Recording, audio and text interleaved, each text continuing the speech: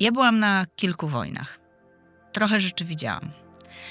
Ale czegoś takiego nie widziałam nigdzie. Nie ma ulic, nie ma domów, nie ma budynków. Wszystko jest dosłownie zrównane z ziemią. Ja bym to nazwała takim przemieszczającym się tłumem. Bardzo agresywny i nieobliczalny. Ale kiedy zobaczyłam, że 80% ludzi chodzi na boso. Jeden papieros $50. Jeden papieros kosztuje $50 na rynku. Po takich cenach sprzedaje to Hamas.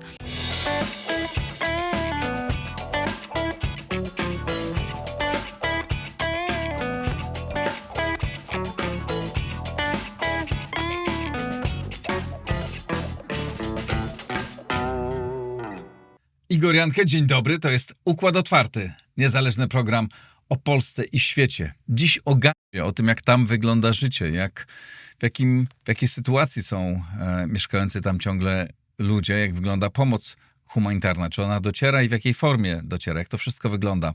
O tym za chwilę porozmawiam. Bardzo dziękuję wszystkim patronom, zachęcam Państwa do wspierania Układu Otwartego i zapraszam na rozmowę. A oto mecenasi Układu Otwartego. Oanda TMS Brokers, dom maklerski oferujący możliwość inwestycji w instrumenty z całego świata, w tym fundusze ETF, a także oprocentowanie wolnych środków na rachunku. Kliknij link w opisie. Rosnące koszty IT hamują rozwój Twojej firmy? Z AMZO obniżysz wydatki nawet o 70%, wybierając polizingowy sprzęt IT sprawdzony, wydajny i gotowy do pracy. Kliknij link w opisie i pobierz specjalną ofertę dla firm. Nowoferm, dostawca bram, drzwi i ramp dla przemysłu, logistyki oraz użytkowników prywatnych.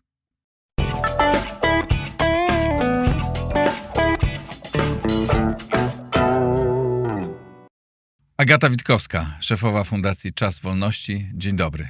Dzień dobry, witam. Pani wróciła właśnie z Gazy. Dostarczyła tam pani pomoc humanitarną.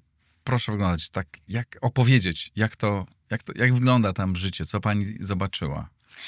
Jak zadaje mi pan to pytanie, jak tam wygląda życie, to ja mam ochotę powiedzieć w pierwszych słowach, że ja nie wiem, jak tam wygląda życie, dlatego że wobec tego, co się zmieniło już, bo ja byłam tam tydzień temu, no tak, a dzisiaj mamy trochę już inną rzeczywistość, więc oczywiście mówię to trochę przekornie, ale rzeczywiście mam takie wrażenie, że w Gazie to, co jest aktualne 2 dni temu, to, co było aktualne 2 dni temu, dzisiaj już nie jest. Ale ludzie, którzy zginęli, tak. Dalej nie żyją i domy, które zostały rozwalone, na pewno jeszcze nie zostały odbudowane i dalej nie ma wielu rzeczy i dalej jest tam tragedia. Tak, miałam oczywiście na myśli sytuację polityczną i to wszystko, co się tam dzieje, ale tak jak najbardziej mało tego, że jakby te domy nie zostały odbudowane, ludzie głodują, sytuacja jest tragiczna, to będzie jeszcze taka, myślę, że bardzo długo i ja tak sobie myślę, że te wszystkie działania pomocowe, ta cała pomoc humanitarna, która się wydarzyła do tej pory, to nawet nie jest początek tego, co nas czeka. Bo my do tej pory walczymy o to, żeby utrzymać przy życiu jak największą ilość ludzi, a teraz mam nadzieję, że to jest ten moment, że wejdziemy w czas, żeby odbudowywać to społeczeństwo. Co oczywiście i kosztuje czasu, i finansów, i całej logistyki, i całej pracy dużo więcej niż tylko zapewnienie ludziom podstawowych potrzeb do życia. Ale proszę powiedzieć, co pani tam zobaczyła? Ja przekraczałam granicę w Rafah. Ta granica czasami jest otwarta, ona generalnie jest zamknięta, czasami ją tylko Izrael otwiera. Ja byłam na kilku wojnach. Trochę rzeczy widziałam, ale czegoś takiego nie widziałam nigdzie. Dlatego, że ja przejeżdżałam około 30 kilometrów, maksymalnie 30 kilometrów w głąb Gazy, czyli to jest prawie środek Gazy. I tam wszystko było zrównane z ziemią. To jest taki widok, który paraliżuje, bo tam nie został kamień na kamieniu. Tam poza ruinami jakby przeszło tsunami, jakby przeszedł huragan, jakby przejechał walec. Ciężko jest to nazwać. To jest wszystko to, co mówię, to i tak jest zbyt mało na ten widok. Z jednej strony piękne morze, plaża, słońce, a z drugiej strony, kiedy człowiek odwróci głowę, to tam nic nie ma. Nie ma ulic, nie ma domów, nie ma budynków. Wszystko jest dosłownie zrównane z ziemią, więc to jest taki tragiczny widok, który naprawdę paraliżuje. Myślę, że każdego, którzy nawet, wszystkich ludzi, którzy nawet mają duże doświadczenie w pomocy humanitarnej.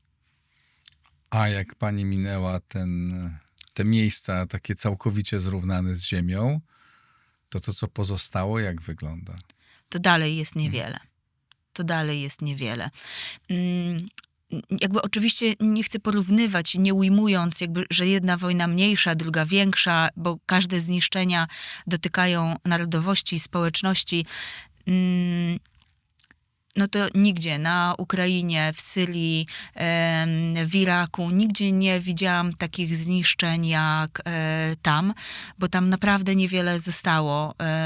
Tych miejsc, które nadają się do mieszkania, no to praktycznie nie ma. Samo to, że nie ma prądu, że ten ograniczony dostęp do wody, czy prąd ograniczony też do minimum, jakby to już powoduje, pokazuje jakby tą skalę zniszczeń i szkoda, że nie mogę Państwu pokazać w mojej wyobraźni tych obrazów, które ja widziałam, no ale tam nie ma nic. To tak niewiele jest tego, o co się można jeszcze zahaczyć. No, samo to, że 70% szpitali chociażby jest zniszczonych. Czyli zostało 70% szpitali. 70% szpitali jest zniszczonych. A te, które funkcjonują, no to też jak może funkcjonować szpital, który ma niewystarczające zapotrzebowanie na prąd, czy nie ma wody, czy częściowo jest zniszczony. No, wszystko jest jak po wielkim kataklizmie. Tylko tam jest jeszcze masa ludzi, setki tysięcy, milion, jeszcze, no ile tam w tej chwili? Ponad 1 do 2 milionów ludzi było, a teraz jest pewnie mniej już. Szacunki mówią, że może być tam nadal około 1,7 miliona osób.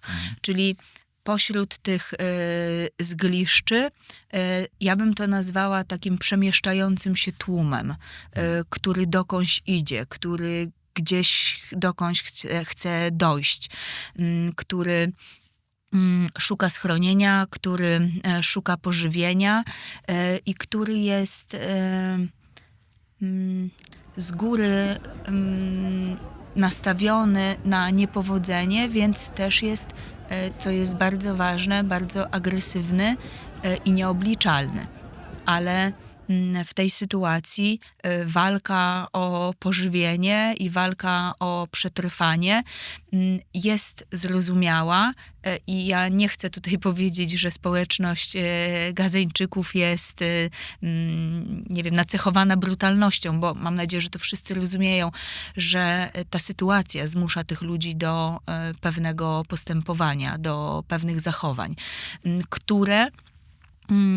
Co pani ma na myśli, mówiąc pewne zachowania? Może opowiem, jak rozdawaliśmy żywność, bo... To może tutaj powiedzmy, zanim pani opowie o tym, jak rozdawaliście żywność, że pani się tym zajmuje i prowadzi pani, dostarcza pani tam tę żywność i rozmaite inne środki i zbieramy pieniądze na to. I link do zbiórki na co, to zaraz pani powie, ale znajdziecie państwo pod nagraniem. Tak, zajmujemy się pomocą humanitarną w regionach, gdzie toczą się konflikty zbrojne. Do Gazy trafiliśmy dopiero teraz z uwagi na procedury, które pozwoliły nam się tam dostać, czy na długi czas oczekiwania na zezwolenie w ogóle na wjazd do Gazy. Bo to jest chyba też istotne, że jesteśmy, myślę, w tej chwili jedyną organizacją w Polsce, która w ogóle posiada takie zezwolenie i która jest w systemie UN OPS i która jest w regulaminie, czy w tym protokole 2720, który właśnie pozwala na na dostawy i my realizujemy tą pomoc we własnym zakresie, bo tam naprawdę jest się trudno dostać. Granice... Co państwo dostarczacie? Jedzenie? Czy... Tak, głównie jedzenie. To był mój pierwszy wyjazd tam, więc organizujemy się z tymi potrzebami. Ruszyły właśnie zbiórki. Ten pierwszy wyjazd był głównie po to, żeby ocenić tą sytuację i żeby zobaczyć na własne oczy. Ja jestem mało wierząca, jeżeli chodzi o to, co mówią do mnie ludzie, szczególnie tam, gdzie mówimy o dużych pieniądzach. Nie mogłabym, mam taki kodeks postępowania, że zawsze tam, gdzie coś chcę zrobić, jadę sama, oceniam możliwości, wybieramy strategię, oceniam zagrożenia i na ile będziemy skuteczni i czy się tego podejmiemy. Więc tak samo było tym razem. Ja byłam w bazie amerykańskiej, żeby zobaczyć, jak oni to robią. Te bazy, jeżeli chodzi o medialne informacje na temat pracy Amerykanów, ich praca jest bardzo krytykowana, ale jednak robią to w taki sposób, że jakby są skuteczni, że ta pomoc rzeczywiście dociera do odbiorcy, bo też... Czyli to jest czy zobaczyła pani coś innego, niż pani wcześniej słyszała a propos pomocy? Zupełnie coś innego. To ciekawe. Ale to jeszcze raz powiedzmy, wpłacajcie państwo, jeśli możecie, chcecie wesprzeć pomoc dla tych ludzi, to robi Fundacja Czas Wolności i link do tej zbiórki pod nagraniem. Tak. Potrzeby są oczywiście, na co będziemy pożytkować te środki, to przede wszystkim na żywność. To jest jedna rzecz, a druga rzecz, do której już musimy się bardzo szybko przygotowywać, to jest zima, która idzie, tam będzie zimno, więc potrzeba kocy, plandek, obuwia, kurtek. Proszę państwa, podczas tej dystrybucji może to będzie takie dziwne, ale jedną z rzeczy, która też tak mnie sparaliżowała, żyjąc w tych czasach i w naszym kraju, i to był fakt, że, bo mówimy o tym właśnie, że ludzie są głodni, jesteśmy tego świadomi, ale kiedy zobaczyłam, że 80% ludzi chodzi na boso. 80% ludzi? 80% ludzi, którzy przyszli po pomoc humanitarną, a przyszło ich tego dnia około 16 000, byli na boso. Dzieci w skarpetkach, podziurawionych, z poranionymi nogami. Potrzeby są... Nie wyobrażam sobie, ile byśmy potrzebowali, żeby jakby w ogóle jako społeczność międzynarodowa dzisiaj wjechać do Gazy i ubrać wszystkich, wyżywić i wyleczyć. Także absolutnie apelujemy o pomoc, o wsparcie naszych zrzutek, bo pierwsze, co chcę zrobić obok jedzenia, to po prostu wysłać buty. Kupić ciężarówki z butami i osobiście jechać i je rozdać, bo tak to zrobiliśmy tym razem, dołączając się właśnie do tej bazy dystrybucji Amerykanów. Ale też jeżeli ktoś, nie wiem, ma jakąś fabrykę czy sklep i chciałby przekazać, to też może? Oczywiście. Oczywiście. Tutaj wchodzimy na taki kolejny etap dyskusji, o czym trzeba powiedzieć, że w związku z tą sytuacją polityczną i w związku z tym, że Izrael ograniczył pomoc organizacji ONZ na terenie Gazy, zarzucając im zbyt bliskie relacje z Hamasem, udało nam się wyegzekwować, bo może jeszcze tak w 2 zdaniach, żeby to był pełen obraz. Najpierw dokumenty weryfikuje Ministerstwo Diaspory, a później tak zwany KOGA. To jest takie biuro izraelskie, które właśnie zajmuje się pomocą humanitarną w Gazie.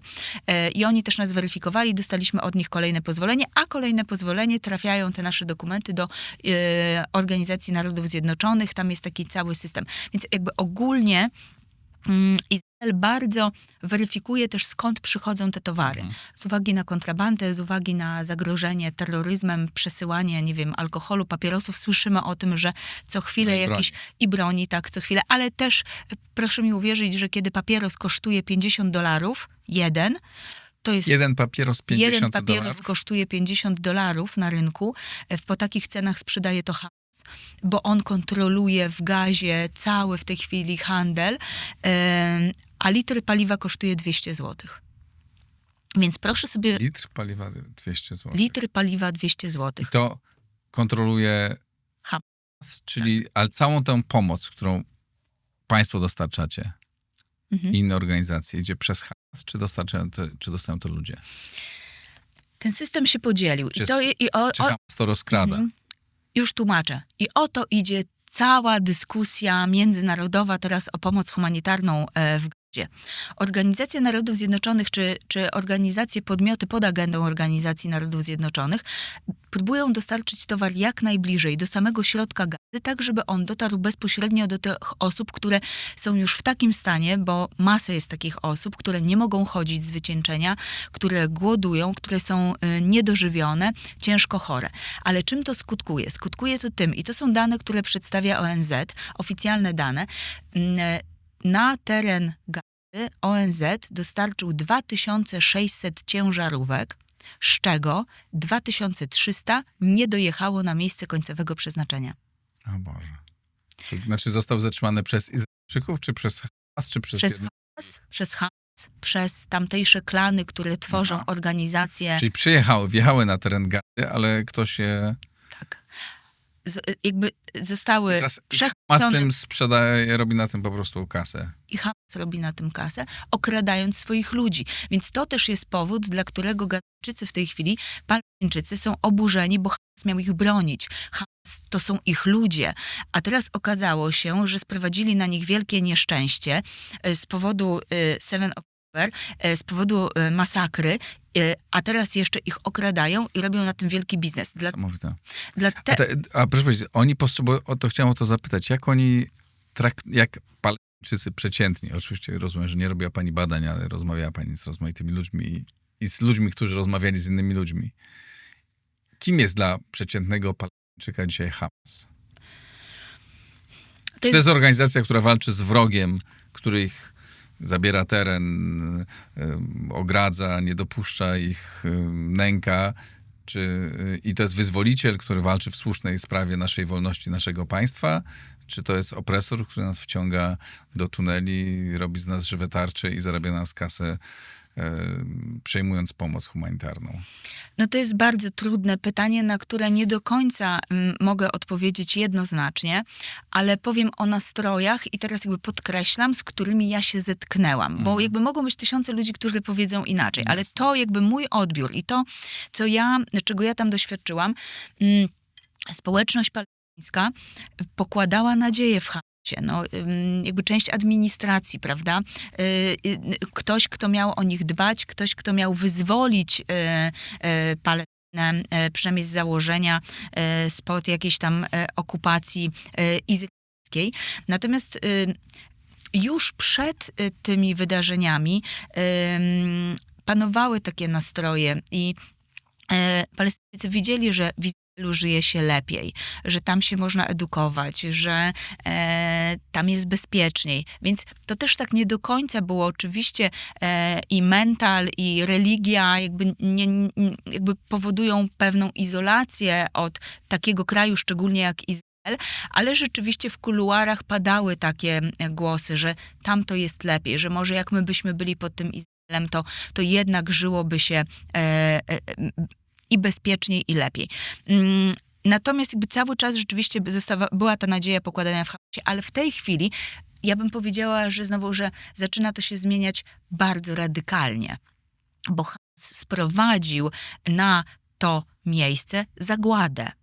I o tyle, o ile są takie głosy i społeczność mówi, że Izrael, ale jednak gdzieś z tyłu przejawia się ta świadomość, że Izrael robi to, co robi i nie da się tego ukryć. I nie da się ukryć zbombardowanego szpitala, nie da się ukryć tysięcy ludzi, którzy umarli, nie da się ukryć dzieci, które giną w wyniku ostrzałów, ale jednak jakby Izrael w jakiś sposób się broni. Dopiero dzisiaj, 2 dni temu, odzyskali zakładników. o których walczą tyle czasu. I też znowu ja jako już zupełnie prywatnie zastanawiam się, czy nie można było zrobić tego wcześniej ze strony Hamasu, oszczędzając swoją społeczność. A jednak to trwało aż do dzisiaj. Więc zmienia się ta narracja. Zmienia się ta narracja. Dla nich wrogiem, tym, no, na pewno są w koszmarnej opresji, tak pani opowiada. No i co widzieliśmy też na wielu obrazach. Ale dla nich tym sprawcą i wrogiem jest i Hamas, i Izrael, czy bardziej jedna z tych stron? Nadal bardziej Izrael. Do Hamasu mają pretensje i zaczynają dostrzegać cały ten obraz i czym to jest spowodowane i zaczynają to rozumieć. Natomiast jest jeszcze mimo wszystko pewna sympatia, ja bym to powiedziała, do Amerykanów, którzy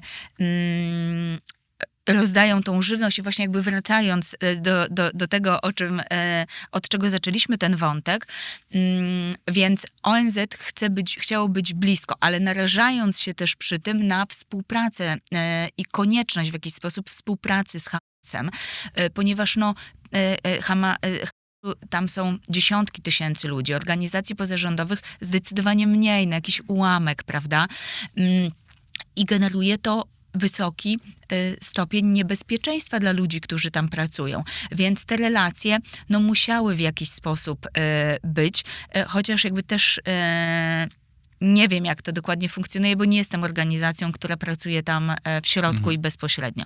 Ale wracając, więc Amerykanie wymyślili sobie, że oni się oddalą, żeby nie ryzykować napadów na ciężarówki przez społeczność lokalną, żeby nie ryzykować lokalnych klanów przestępczych i walki z nimi, i walki z Hamasem, wycofali się do pewnej bezpiecznej granicy. I w tej chwili wygląda to tak, że w pierwszej linii stoi IDF, strzeże tych placy, gdzie jest IDF, czyli izraelskie wojsko i zapewnia jakieś tam bezpieczeństwo i kontroluje napływ ludzi na ten plac, gdzie jest rozdawana żywność, gdzie jest dystrybuowana pomoc humanitarna.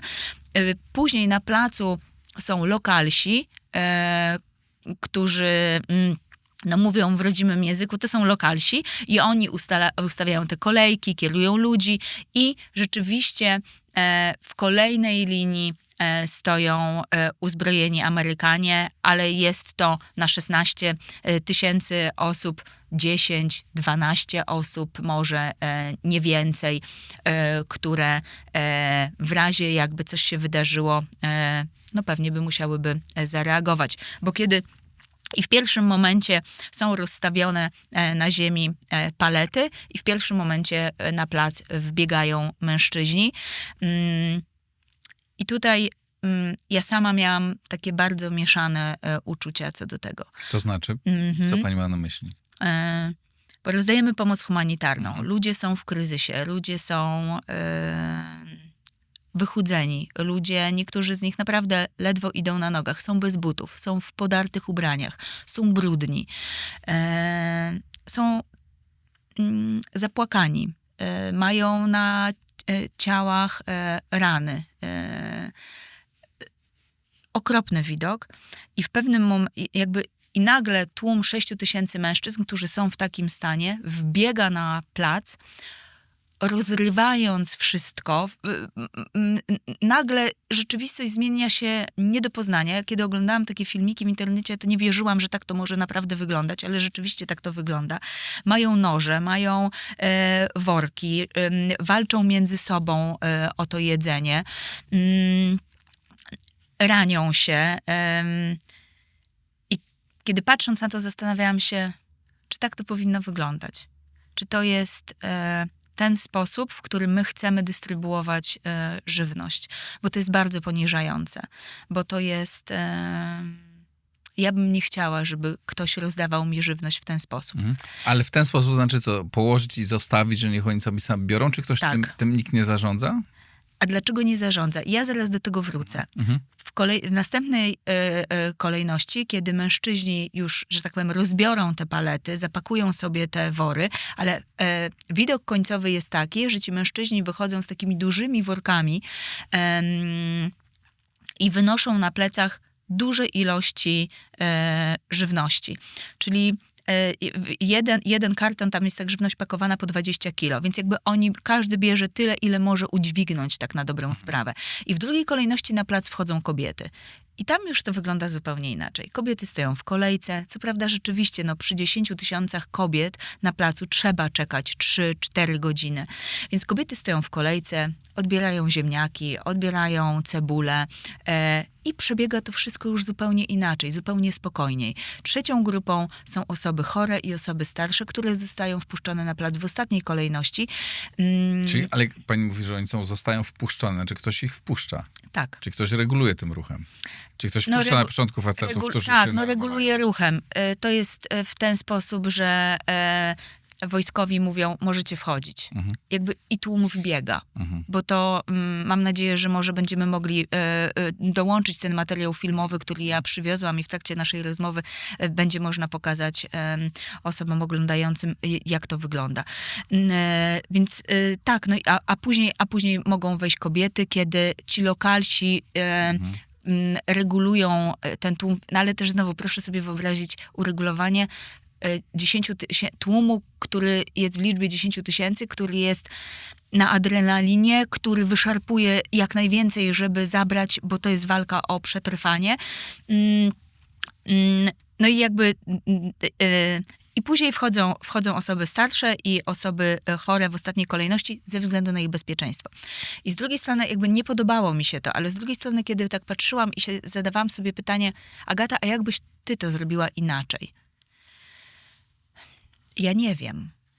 Ale rozumiem, że nie ma takiej możliwości, żeby doprowadzić do sytuacji, w której ci mężczyźni, ci pierwsi też stoją w kolejce i dostają tyle racji, które wyznaczy ten, który przekazuje to jedzenie. Ja będę dążyć do tego, żeby to wyglądało inaczej. Zaraz powiem o naszych planach, ale na dzień dzisiejszy nie widzę takiego rozwiązania. I znowu to jest takie trudne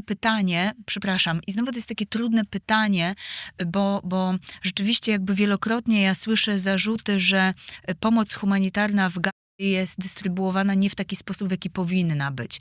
Ale zobaczycie państwo na filmie, ale na dzień dzisiejszy mamy taki stan zastany. I tak sobie pomyślałam, że nie chcę, żeby to tak wyglądało do samego końca. Ale kiedy widziałam tych mężczyzn, którzy jednak wynosili to jedzenie, którzy jednak w tych worach mieli wystarczająco dużo pożywienia, myślę, na kilka dni dla całej rodziny, to spłycam jakby te wzniosłe wartości, czy jakby taką jakość tego rozdawania na rzecz tego, że mimo wszystko udało się w jakiś sposób tym ludziom to jedzenie rozdystrybuować, biorąc pod uwagę to, że kiedy próbujemy innych rzeczy, kiedy wysyłamy 2600 ciężarówek do środka Gazy, 2300 zostaje rozkradzionych i finalnie do tych głodnych, najbiedniejszych nie dociera. A na ile ta pomoc, która jest rozdawana w tych miejscach, które pani widziała, dociera do tych rodzin, czy jest sprzedawana na jakichś bazarach po cenach takich niebotycznych? No nie jesteśmy w stanie tego zweryfikować i tutaj bym już powiedziała, że to już jest odpowiedzialność Palestyńczyków, to już jest odpowiedzialność tego środowiska, co oni z tym zrobią. Bo jeśli mnie pan zapyta, czy mam pewność na 100%, że to trafia w ręce do bezpośrednich, indywidualnych osób, a nie do jakiejś grupy, to powiem, że tak. To jakby sama rozdałam mnie około 400 kilogramów ziemniaków, pracując na placu przy kobietach, więc o tym mogę zapewnić, że rzeczywiście to trafia bezpośrednio w ręce. Co później ci ludzie z tym zrobią? Czy sprzedadzą, czy spożytkują dla siebie, czy nie wydaje mi się, żeby Hamas posuwał się, zresztą nie słyszałam o tym, do takich rzeczy, że odbierał bezpośrednio z rąk ludzi, wyrywał. Raczej Hamas jest zainteresowany całymi transportami.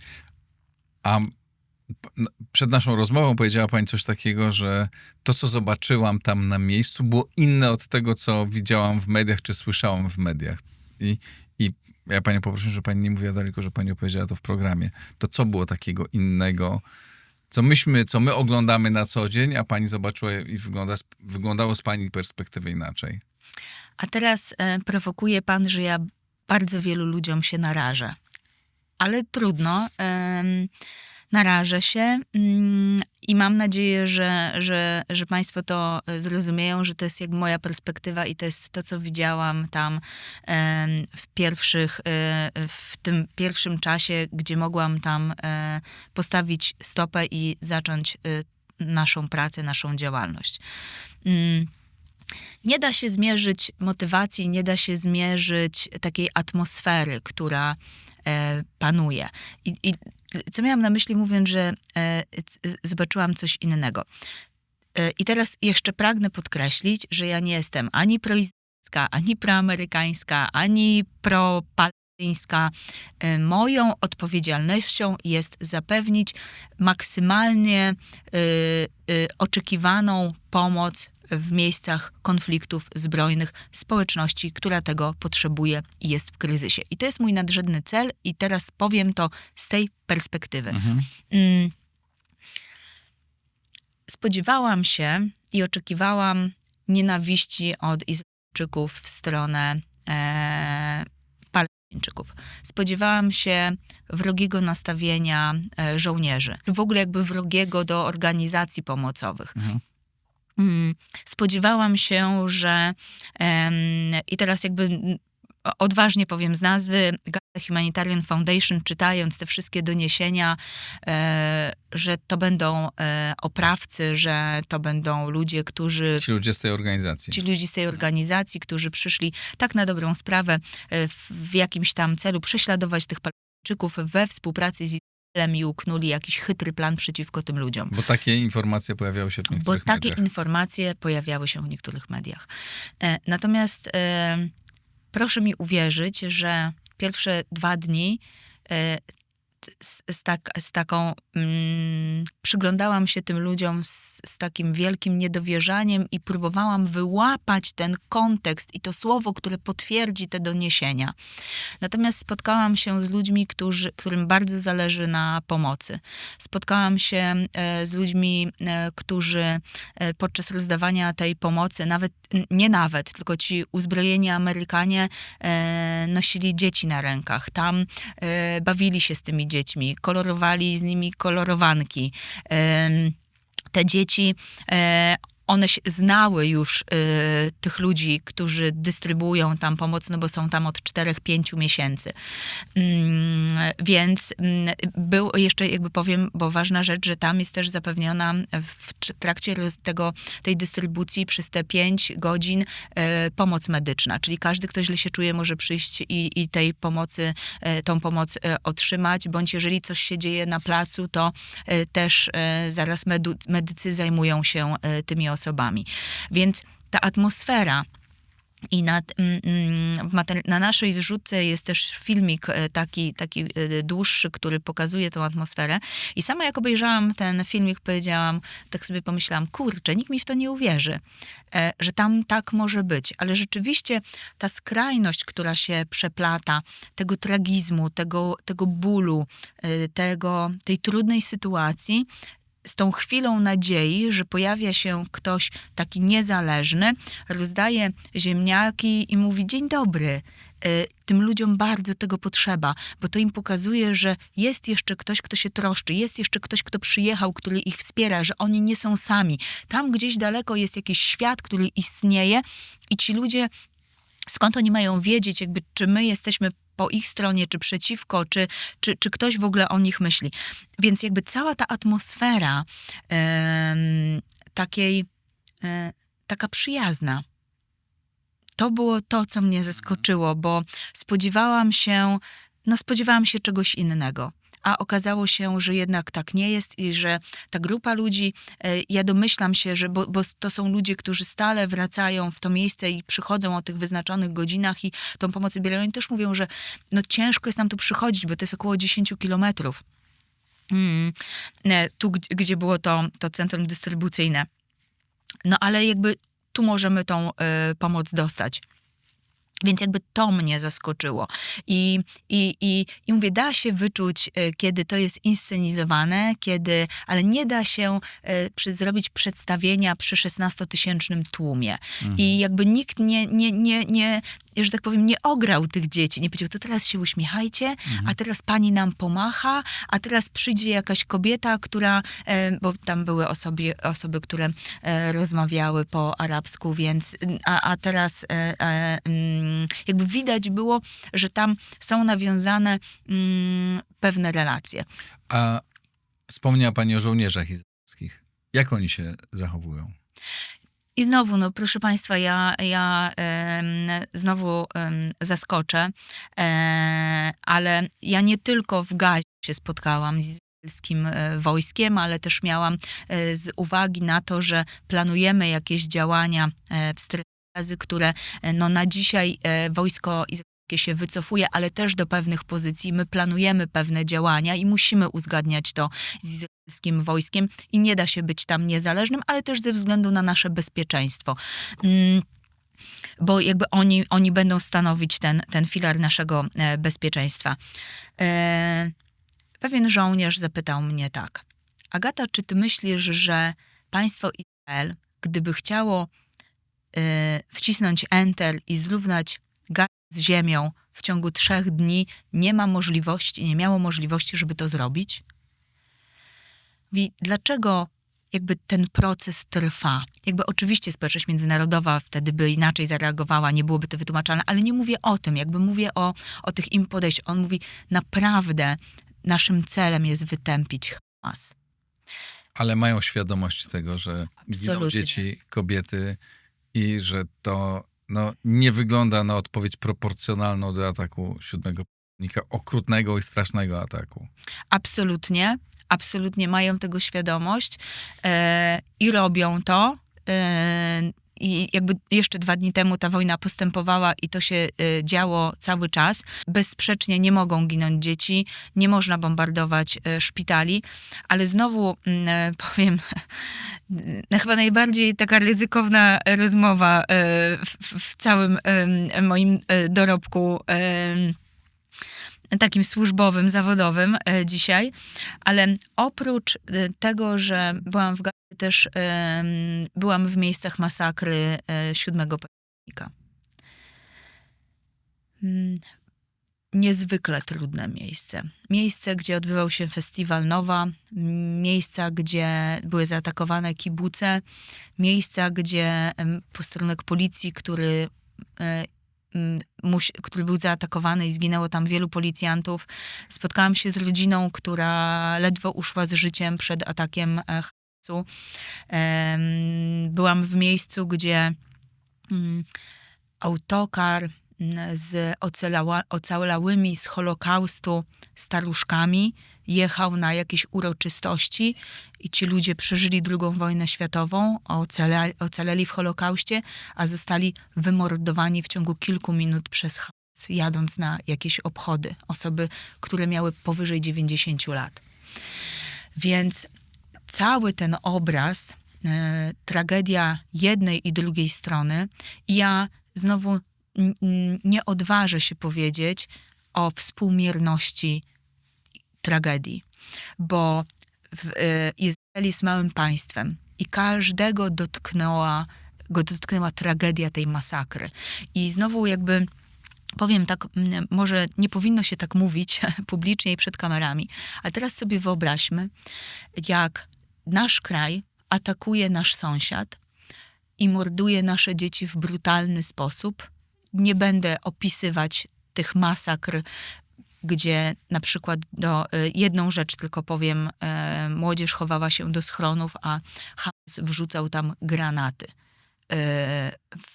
tych upchanych ludzi chowających się w schronie. Jakby oczywiście możemy sobie wyobrazić, co się dzieje z ludzkim ciałem, kiedy wrzuca się granat, gdzie jest upchanych 25 osób na powierzchni 4 metrów kwadratowych. To pozostawiam Państwa wyobraźni.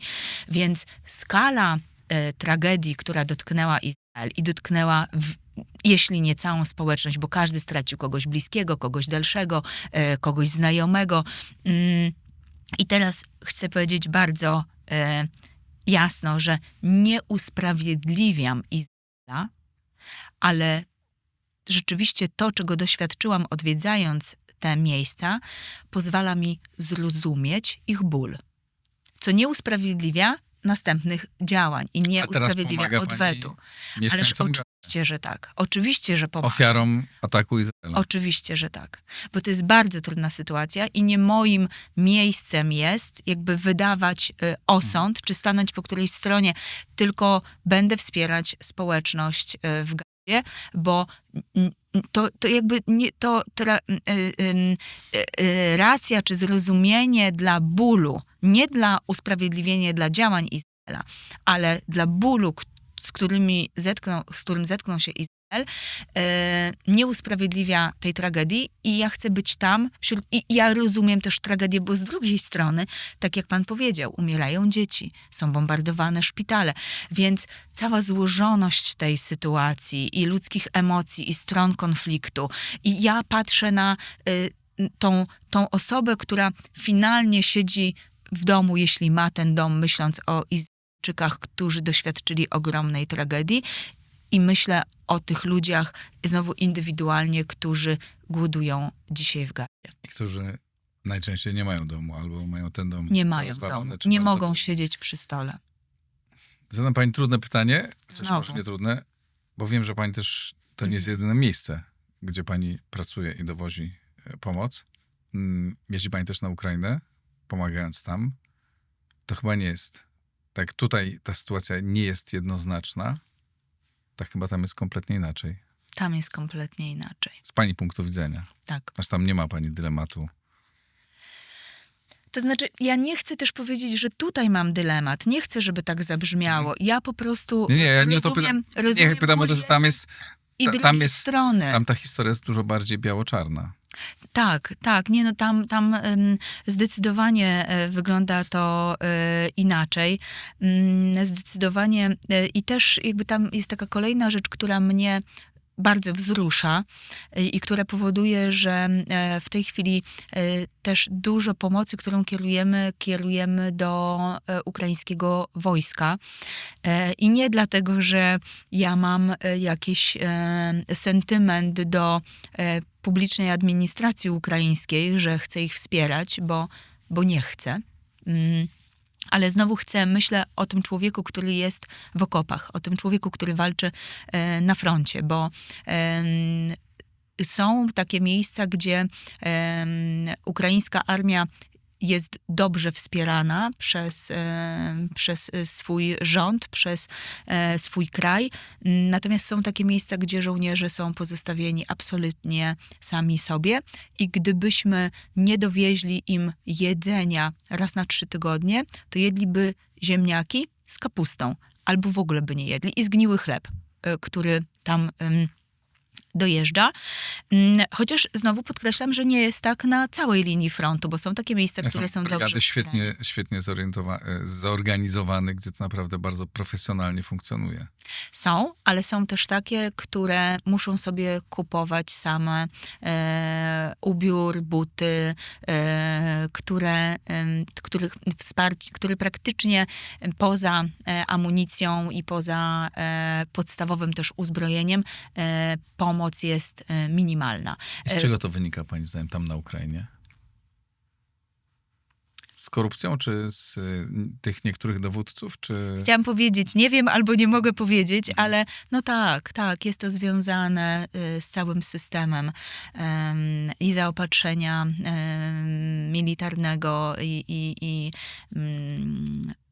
jakby tym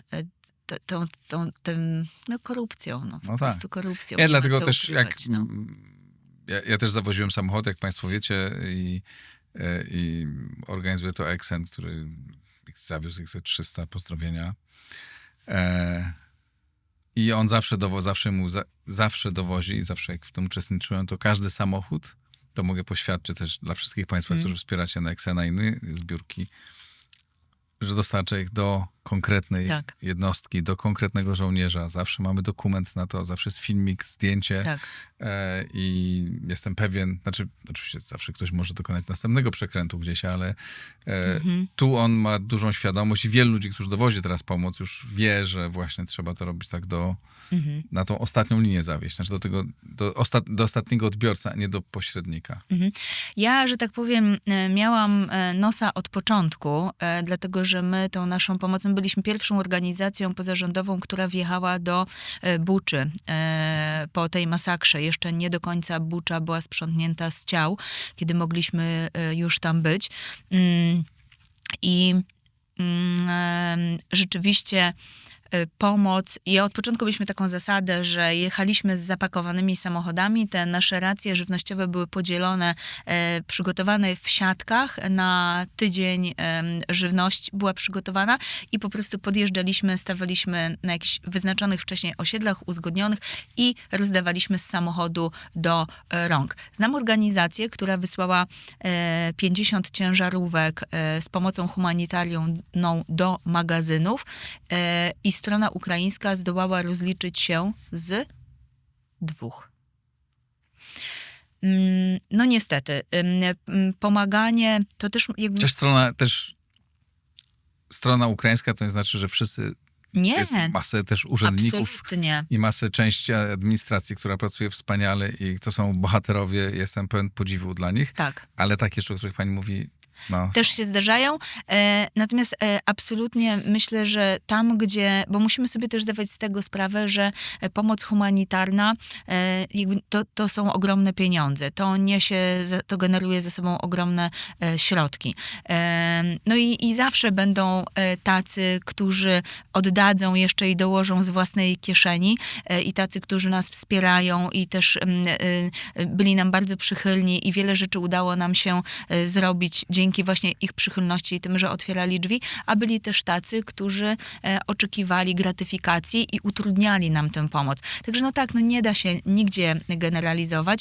Ta odpowiedzialność, uważam, też spoczywa na nas, na tych, którzy tę pomoc dystrybuujemy. To my odpowiadamy za pieniądze darczyńców i my musimy robić to w rozsądny sposób. I państwo też się z tego, gdzie można jakby zweryfikować to, co robicie? No my się sprawozdajemy do Ministerstwa Sprawiedliwości, sprawozdajemy się w KRS-ie oczywiście z tego, co robimy, ale też na naszej stronie jest dużo i filmików właśnie z pomocy na Ukrainie. Tam chyba mamy najwięcej tych materiałów. Także, ale też mamy takie sprawozdania po konwojach razem ze zdjęciami, razem z informacjami, ale i też tak jak współpracujemy z kilkoma brygadami, też jakby więc oni zawsze nam pieczętują ten odbiór tych darów, które przekazujemy. Ta zrzutka, do której linkujemy, to jest zrzutka na pomoc mieszkańcom Gazy. Tak, proszę państwa, ponieważ wkurza mnie polityka i wkurza mnie rozmawianie o jakości pomocy humanitarnej, kiedy nie realizujemy tej pomocy humanitarnej. Jakby realizujmy ją i mówmy o jej jakości, ale róbmy coś, nie siedźmy w miejscu. Ja zaproponowałam obecnie stronie polskiej, czyli mam na myśli nasz MSZ, współpracę w zakresie otwarcia polskiego Centrum Dystrybucji Żywności w Gazie, bo mamy takie możliwości, mamy do tego uprawnienia. Jakby ja oczywiście nie mówię, że to centrum na dzień dzisiejszy będzie funkcjonowało 24 na dobę, ale jakby gdzieś to może mieć swój początek. Mamy możliwość też wybudowania w bezpiecznej strefie szpitala polowego, bo potrzeby są ogromne. Oczywiście musielibyśmy to zrobić, czy mamy taki plan zrobić to z organizacjami medycznymi, międzynarodowymi, które realizują i potrafią tak pracować, więc wizja jest duża, odpowiednia do potrzeb. I MSZ w to się włączy? Polski rząd się w to włączy? Jesteśmy w trakcie rozmów na ten temat, no bo to też znowu jest, tutaj wchodzimy w politykę, wchodzimy w relacje dyplomatyczne. Tylko zobaczymy, nawet jeśli MSZ by się nie podjął tego zadania i z jakiegoś powodu nie chciałby wspierać naszych działań, no to ja i tak będziemy dążyć do tego. Wierzę, że tak jak pokazaliśmy to na przykładzie naszych sąsiadów z Ukrainy, że polska społeczność potrafi się zmobilizować, potrafi stanąć w miejscu odpowiedzialności, rozumiejąc krzywdę a zarazem doceniając to, co my dzisiaj tutaj mamy, bo naprawdę nawet kwota 20-15 zł to jest bardzo dużo, jeżeli mówimy o efekcie skali. To wierzę, że coś zrobimy. Tym bardziej, że mamy takie możliwości. Jesteśmy jedyną organizacją, która ma glejt do realizacji bezpośrednich działań na terenie Gazy. Bardzo pani dziękuję za tę opowieść. Namawiam państwa do wspierania. Agata Witkowska, Fundacja Czas Wolności. Dziękuję. Dziękuję bardzo. Dziękuję państwu i liczę na wasze wsparcie. Dzięki. Do zobaczenia. To wszystko na dzisiaj.